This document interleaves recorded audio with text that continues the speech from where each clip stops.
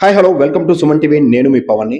ఈరోజైతే శ్రీకాకుళం నుంచి ఉమ్మడి అయినటువంటి రాజాంని వచ్చాము. సో రాజాం ఎందుకు వచ్చామంటే ఇప్పటికే గత వారం రోజుల నుంచి సెన్సేషన్ అయినటువంటి తల్లిని చంపినటువంటి కొడుకు కారణం తెలిస్తే ఒక్కసారి యావత్ ప్రపంచమే అవాక్ అయినటువంటి విషయం. సో తను డాన్ అవ్వాలంటూ కన్న ప్రేగునే ఈరోజు అంటే 9 మాసాలు మోసినటువంటి తల్లి కడుపు నుంచి వచ్చి ఆ కన్న ప్రేగుని తెంచుకొని బయటకొచ్చి అదే ప్రేగుని కత్తితో చంపి డాన్ అవ్వాలనే కోరికతో ఈరోజు ఈ రాజాం గడ్డపై జరిగినటువంటి హత్య యావత్ భారతదేశం కూడా ఒక్కసారి తలదించుకునే పరిస్థితికి అయితే వచ్చింది. సో ఆ హత్య జరిగే విధానము, ఆ హత్య తర్వాత పోలీసులు ఎంతో చాకచక్యంగాను ఆ కుమారుని పట్టుకునే విధానం అవన్నీ కూడాను సిఏ గారి మాటలో తెలుసుకుందాం. సార్ నమస్తే. ఈరోజు ఎంటైర్ శ్రీకాకుళం కానివ్వండి, ఉమ్మడి విజయనగరం కానివ్వండి, ఉలిక్కి పడే విధంగాను యావత్ భారతదేశానికి తలదించుకునేటువంటి క్రైమ్ అయితే ఈరోజు రాజాం గడ్డపైన జరిగింది. ఒక కొడుకే కసాయిగా మారి తల్లిని హతమార్చినటువంటి ఘటన అందరూ కూడా ఈరోజు తలదించుకునే విధంగా చేసింది. అసలు ఆ హత్యకి జరగడానికి కారణం ఏంటి? ఆ కుర్రవాడికి ఎటువంటి గంజాయి కానీ ఏమైనా వ్యసనాలు ఉన్నాయా? మీ తాలూకా ఇన్వెస్టిగేషన్లో తేలినటువంటి నిజాలేంటి? నమస్తే అండి. మా ఇప్పుడు ఏదైతే నేరం జరిగిందో ఈ నేరంలో ముంజేటి స్పందన అని చెప్పేసి ఆమె 4వ తారీఖున చనిపోయారు. 4వ తారీఖున చనిపోయిన తర్వాత మేము ఇనీషియల్గా ఆమె అబ్బాయిని కూడా ఎవరైనా చంపేసి ఉండొచ్చు లేదా కిడ్నాప్ చేసి ఉండొచ్చు అని చెప్పేసి మేము ముందుగా భావించాం. ఆ అబ్బాయి గురించి కూడా సెర్చెస్ అనేది చేసాం.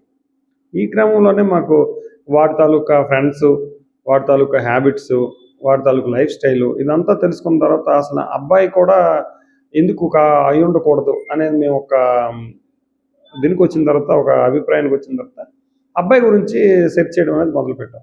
అబ్బాయి గురించి సెర్చ్ చేసాం. టెక్నికల్ ఎవిడెన్స్ అంతా యూజ్ చేసుకొని టెక్నికల్గా వాడిని తీసుకొని రావడం జరిగింది. తీసుకొని వచ్చిన తర్వాత అబ్బాయితో మాట్లాడితే అబ్బాయి చెప్పిన విషయాలన్నీ కూడా వింటుంటే మాకే చాలా ఆశ్చర్యం అనిపించింది, కొంత బాధ అనిపించింది.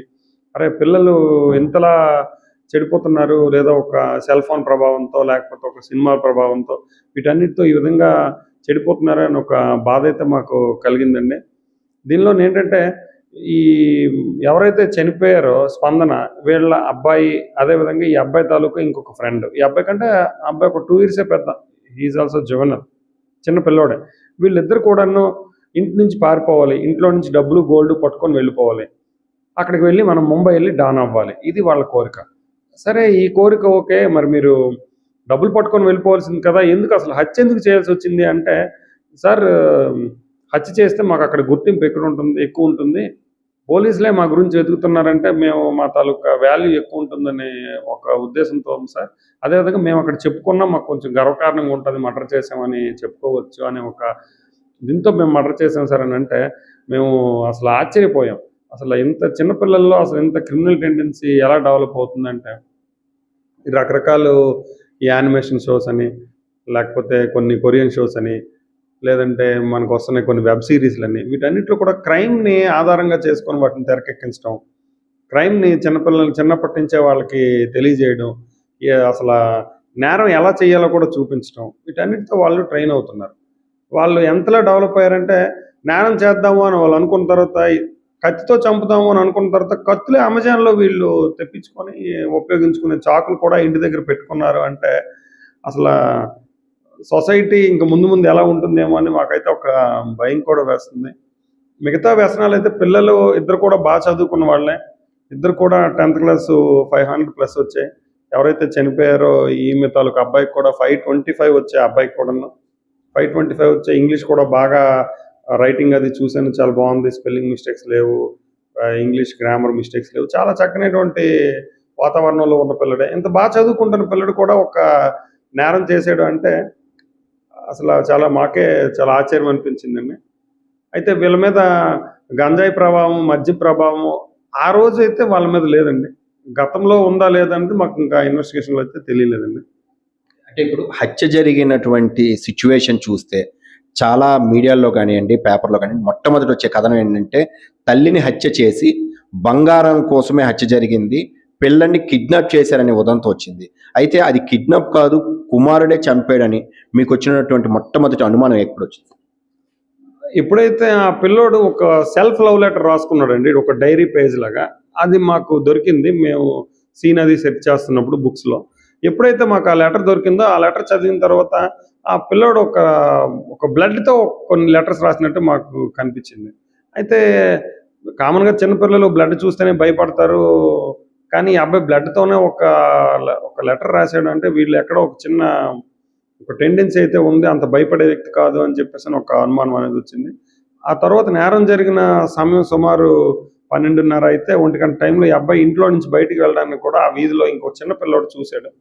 ఆ అబ్బాయి కూడా చెప్పాడు, ఇలా పలానా అన్నయ్య ఇలా బ్యాగ్ వేసుకొని వెళ్ళిపోవడం నేను చూశాను అని ఆ అబ్బాయి చెప్పడం.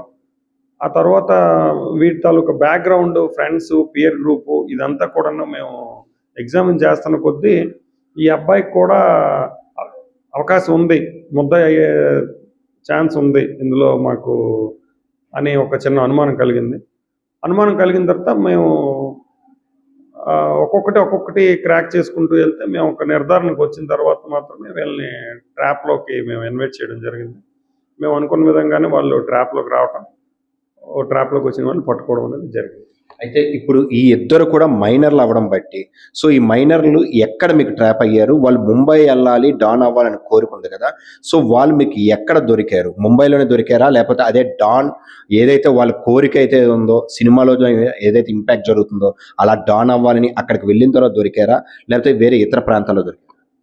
అయితే వీళ్ళు హత్య చేసిన తర్వాత అదే రోజు సాయంత్రంకి వీళ్ళు మందస వెళ్ళిపోయారండి. ఆ రెండవ అబ్బాయి తాలూకా ఫ్రెండ్ ఇంకొక అతను అక్కడ ఉన్నాడు, చదువుకునే టైంలో ఫ్రెండ్, వాళ్ళ ఇంటికి వెళ్ళారు. అక్కడ హత్య జరిగిన రోజు రాత్రి అక్కడే స్టే చేశారు.